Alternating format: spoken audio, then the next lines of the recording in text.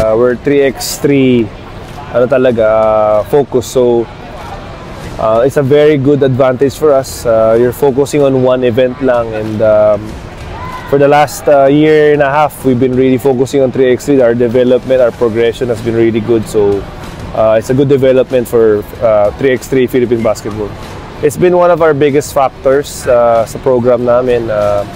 We've traveled all around the world. We played against the best teams, best players in the world, and with that experience we're bringing it here to the SEA Games to get an advantage against the other Asian teams. Well, ano yan, one is there's a bit of a redemption.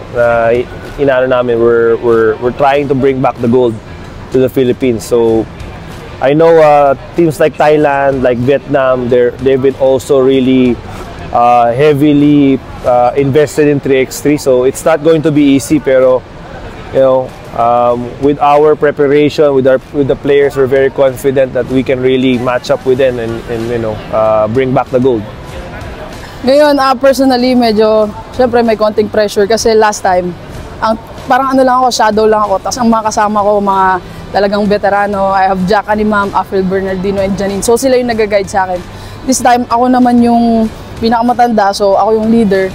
Ang parang pinaka-job ko is yung kung paano papaganahin yung material na to. Kasi I have Tantoy Ferrer, UAAP MVP, Jasmine Hoson, one of the best shooters sa Pilipinas, and Kaping Gold na #1 rank sa Pilipinas.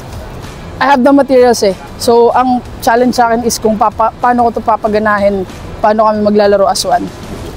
So 2 years na kaming may experience sa international, mas madami kami nakakalaban na malalakas, mas malalaking team. So ngayon kahit na yung nasa pool namin talagang mas malalaki sa amin, mas talagang ang iniisip namin kahit gaano sila kalaki, yung ano namin, kailangan mas malaki yung puso namin maglaro. And yun nga, kahit na bago yung tatlo, talagang kailangan pagdating namin dito, paramdam namin sa mga kalaban namin na